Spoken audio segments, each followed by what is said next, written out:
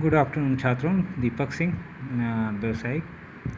और पेपर 3 में जो मैंने आपको बताया था, दिखाया इसके पहले वाले वीडियो में, तो वही पेपर 3 आपका मैं ले रहा हूँ। इतना शार्ट है और अच्छा है। तो कैपेसिटर, ये पेपर 2 में भी मैंने पढ़ा है इसको आपको, कंडेंसर और कैपेसिटर तो दोनों एक ही चीज़ है।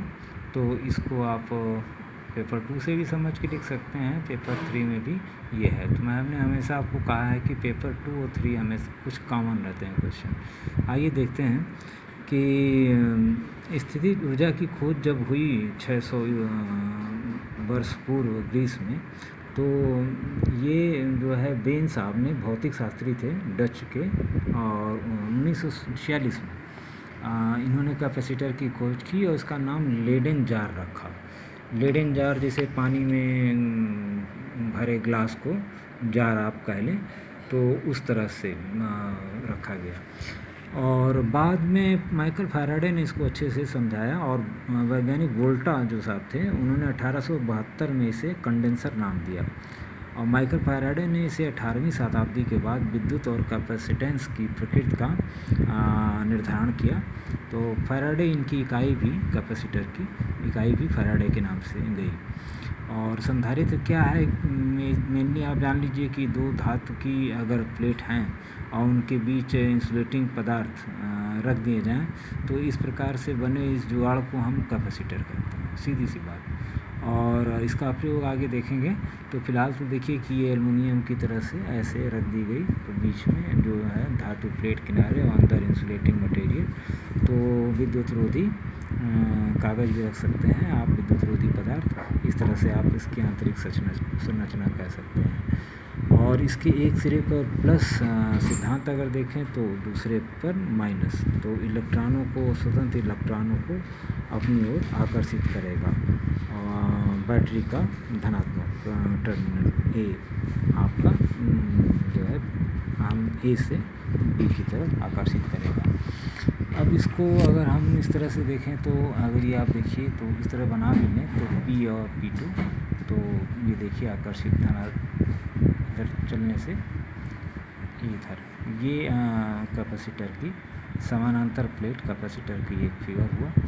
और कैपेसिटेंस पूछता है आपका क्या है, तो सीधी सी बात है, कैपेसिटर के बीच में एक इकाई विभवांतर उत्पन्न करने के लिए जितने आवेश की मात्रा हो की आवश्यकता आपको पड़ेगी, उसे कैपेसिटर की धारिता या कैपेसिटेंस कहेंगे।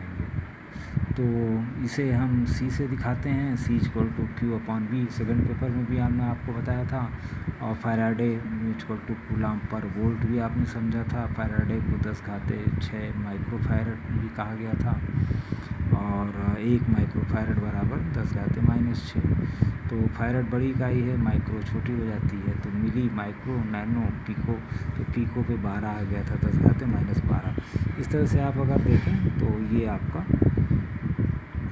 फैराडे की इकाई pico farad, kilo farad, micro farad में इस तरह से है। इसको आप शार्ट में।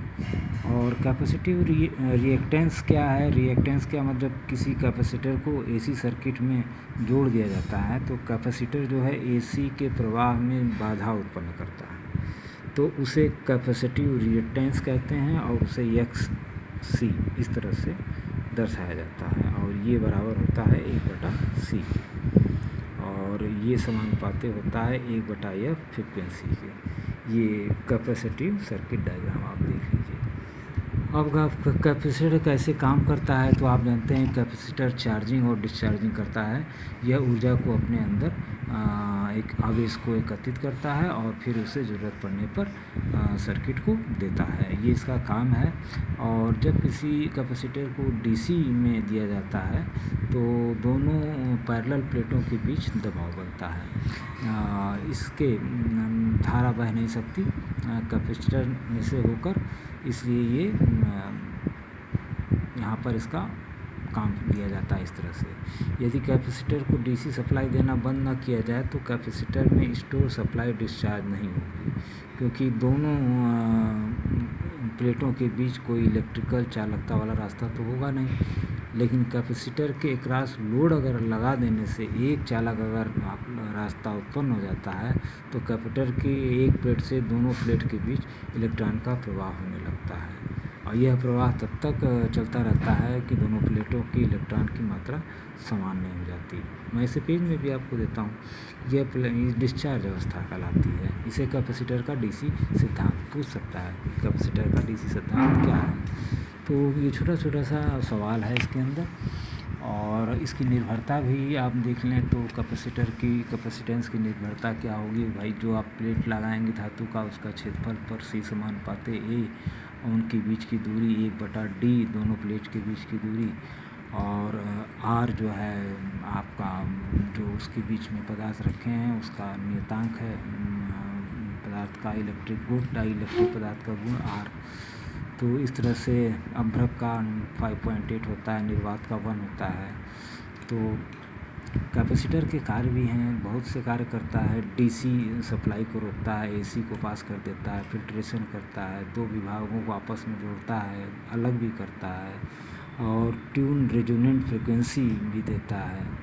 तो कैपेसिटर सिग्नल देने का भी काम करता है, डिले टाइम उत्पन्न करता है। आपके मोबाइल में भी लगा होगा। और अगर इसका हम वर्गीकरण करें तो 3 भाग में कर सकते हैं, स्थिर और समायोजी और परिवर्तनीय, मतलब वेरिएबल बदला जा सके। और एक स्थिर होता है और एक एडजस्ट करने वाला। तो 3 तरह के इसके अंदर कैपेसिटर आते हैं। इसको नेक्स्ट चैप्टर में हम ले लेंगे और ये थोड़ा सा है, आराम से धीरे धीरे पढ़ते हैं क्योंकि कोर्स कम है तो ज़्यादा मेहनत करने की ज़रूरत भी नहीं। और पेज को आप धीरे धीरे देख के इसके पेज में मैं यहाँ तक पढ़ा दिया तो यहाँ तक के आपको पेज भी देता हूँ।